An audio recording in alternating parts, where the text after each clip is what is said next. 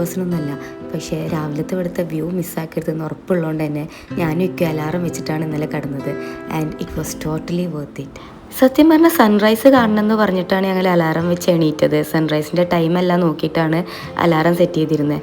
പക്ഷേ രാവിലെ പുറത്തിറങ്ങി നോക്കിയപ്പോഴാണ് സണ്ണ് പോയിട്ട് അപ്പുറത്തുള്ള ക്യാബിൻ പോലും കാണാൻ പറ്റാത്ത രീതിയിൽ മഞ്ഞുണ്ടായിരുന്നു. അങ്ങനെ ഞങ്ങൾ 3 പേരും ഫ്രഷൊക്കെ ആയി നേരെ ബ്രേക്ക്ഫാസ്റ്റിന് വേണ്ടിയിട്ട് പോവാണ്. ഇതിൻ്റെ ഏറ്റവും ടോപ്പിലുള്ള ഗ്ലാമ്പിലാണ് കേട്ടോ ബ്രേക്ക്ഫാസ്റ്റ് സെറ്റ് ചെയ്തിട്ടുള്ളത്. അങ്ങനെ ഫുഡെല്ലാം കഴിച്ച് ഞങ്ങൾ പിന്നെ നേരെ പോയത് ഈ പ്രോപ്പർട്ടിയുടെ ഏറ്റവും എഡ്ജിലേക്കാണ് കേട്ടോ. അവിടെയാണ് ഇവരുടെ ഏറ്റവും ലക്ഷറിയസ് ഗ്ലാമ്പ് ഉള്ളത്. അവിടുന്ന് നോക്കിക്കഴിഞ്ഞാൽ നല്ലൊരു വ്യൂ പോയിൻ്റ് ഉണ്ടെന്നെല്ലാം പറഞ്ഞിരുന്നു. അപ്പോൾ അത് കാണാൻ വേണ്ടി പോവാണ്. കൊടൈ ട്രിപ്പ് പ്ലാൻ ചെയ്യുമ്പോൾ തന്നെ നമ്മളൊരു മെയിൻ കൺസേൺ ആയിരുന്നു ഈ അറബീബിൻ്റെ കംഫർട്ട്.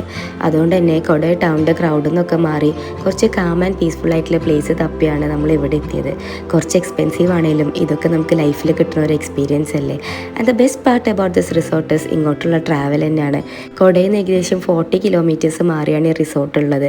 പക്ഷേ ഇങ്ങോട്ടേക്കുള്ള വഴിയെല്ലാം അടിപൊളിയാണ്. അങ്ങനെ കുറച്ച് നേരം യാറബേബിനായിട്ട് അവിടേക്ക് സ്പെൻഡ് ചെയ്ത് ഞങ്ങൾ തിരിച്ച് റൂമിലേക്ക് തന്നെ പോവുകയാണ്. രാവിലെ നേരത്തെ എണീറ്റോണ്ടാ തോന്നുന്നു റൂമിലെത്തിയ പാടെ യാറ് കുറച്ച് നേരം ഉറങ്ങിയിട്ടോ.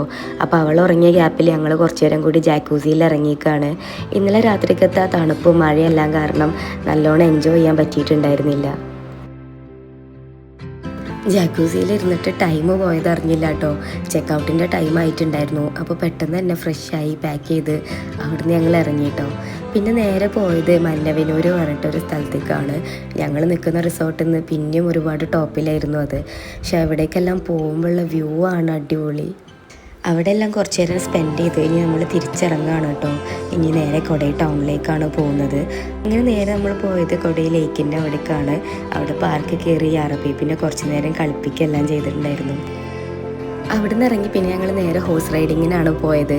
ഞങ്ങൾ ആദ്യം വിചാരിച്ചു യാർ ബേബി കയറൂലായിരിക്കും, അവൾക്ക് പേടിയായിരിക്കും എന്നൊക്കെ. പക്ഷെ അവൾ കൂളായിട്ട് കയറിയിട്ടോ. പിന്നെ തിരിച്ചിറങ്ങാൻ നേരത്തെ ഇറങ്ങാനായിരുന്നു ബുദ്ധിമുട്ട്.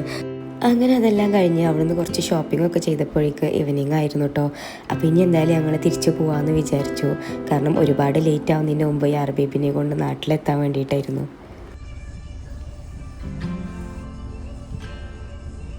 അങ്ങനെ ഒരുപാട് ലേറ്റ് ആവുന്നതിൻ്റെ മുമ്പ് നാട്ടിലെത്താൻ വേണ്ടി പോകുന്ന ഞങ്ങൾക്ക് കിട്ടിയ പണിയാട്ടോ ഇത്. ഏകദേശം 3 മണിക്കൂർ ചുരത്തിൽ ബ്ലോക്കായിരുന്നു.